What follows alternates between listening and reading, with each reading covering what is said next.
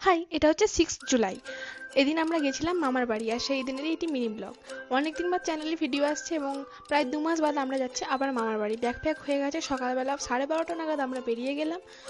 আর এই হচ্ছে আমাদের ফাইনাল লুক। যেতে মাত্র আধ ঘন্টায় লেগেছিল, দেখতেই পাচ্ছ তোমরা।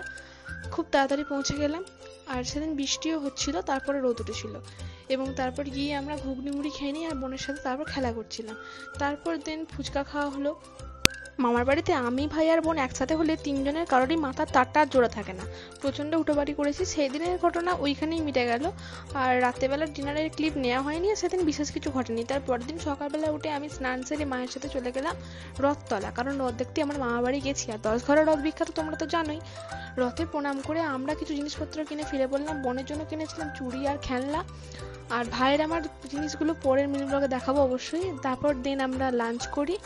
দেন বিকালবেলা রেস্ট নেওয়ার পর খেলাম চাউমিন, দেন এগ রোল মাইমা বানিয়েছিল, খুব টেস্টি হয়েছিল অবশ্যই। দেন আমরা ফ্যানটাও খেয়েছিলাম আর কোকা কোলাও।